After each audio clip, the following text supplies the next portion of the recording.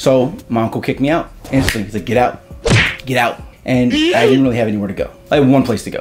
So I walked 7 miles to get there as it's raining and freezing in the middle of the night. What up, I'm Rob Level, and I want to tell you the screw up story about why I had to live in homeless shelters right after high school and why the homeless shelters kicked me out and banned me after less than a month. It's a pretty crazy story, and you're about to hear it. Before I tell the story, I want to thank you for watching this video, because I know this video is going to help a lot of people. But just so you know, the story gets pretty tense, and I'm sorry if it brings up any bad memories or any trauma for you like it does for me. Right after I graduated high school, I was already hanging out with drug dealers and running with gangs and everything like that in Chicago. Now, at the time, I was living with my aunt and uncle, and I had already gotten on their last nerve, as I usually did. One time, my uncle walked into my room and he found me with bandanas. And, you know, he said, "You want a gangbang? Not in my house." Okay, so my uncle kicked me out instantly. He's like, get out, get out. And I didn't really have anywhere to go. I had one place to go.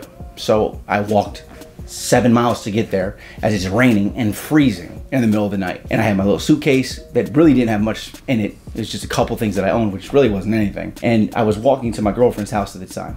Now, when I finally got there, it was 4 a.m. And what I did is I slept on her back porch underneath the porch table, so that I wouldn't get rained on as much. Now, when I woke up, it was me waking up to her mom kicking me, asking me why I was there and what the suitcase was for. Okay, so imagine. She immediately called her friend and told him to get me the hell out of there because I was not staying there, which I understand. Now, I just didn't know where else I was gonna go, and everywhere else I knew to go was way further than 7 miles away. Damn, so her friend came and got me, and this guy was a cop. So basically she had called the police on me, but he wasn't on duty, whatever, same thing, right? This guy dropped me off at a local Christian community homeless shelter. Just dropped me off. Bye. I learned a lot about homeless people and how most homeless people are smarter than the average Joe.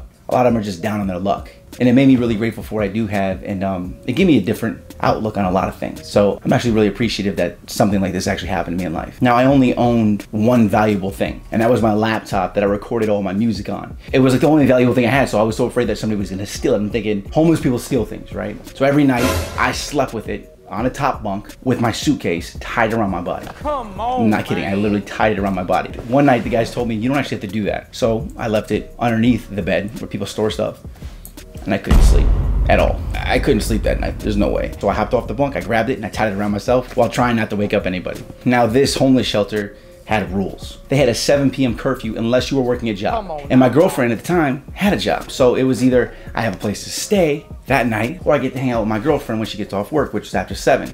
There were a lot of nights where I felt so alone because I missed her and I wouldn't get to hang out with her. It's kind of corny, but you know, she's like the only person I had, you know. Some nights just to hang out with her, I would miss the curfew and I wouldn't be able to sleep at the homeless shelter. So some nights I would sleep in the back of her car. But the second time that I did that, her mom was walking by her car and saw that I was sleeping in it. She was furious. So after that, anytime I wanted to see my girlfriend, which was as much as possible, I ended up sleeping in an alleyway next to the homeless shelter. And again, you know, all I did all day was just want to see her because I felt like she was the only person who cared about me, since I had no friends, I had no family for emotional support. So it was just like, ugh, I hate liking girls that much, ugh. Turns out anyways, nights when she wasn't seeing me, she was cheating on me with the guy who lived an hour and a half away, who was like 30 years old and was a manager at a Hollister store. For no reason at all! There's more to that story about how I confronted him, and I confronted her actually, yeah, but that's a story for another time. That's a good story. And my next crazy story, I'll tell you what I did that got me kicked out and banned permanently from this homeless shelter, which is a really crazy story. I'm gonna put a link to that below, or at the end of this video, I'm gonna put it up here for you, okay? Please share your stories below and your opinions and thoughts about this story.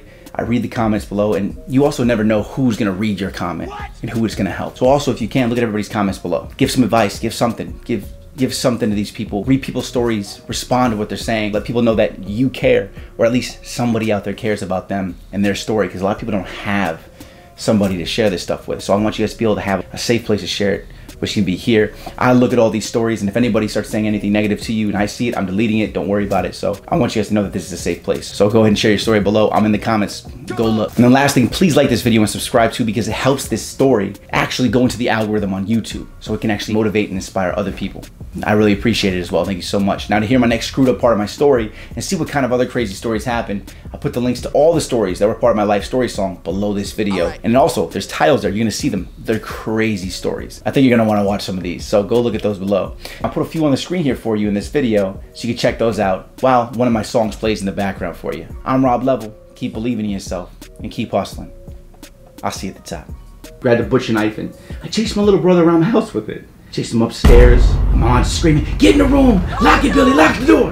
You know, and he locked himself in a room. And I stood outside the door. And this really happened. I'm saying creepy stuff like, "I'm gonna get you, Billy." Here's Johnny. Level. Ooh, I would've thought by now that I'd be way past these days. By now that my top be down on my brand new black Mercedes. Thought I would've made it by now. Thought I would've made it by now. Thought I would've made it by now. Thought I would've made it by now. Working 9 to 5, saving to survive. Pay the bills and put a little to the side.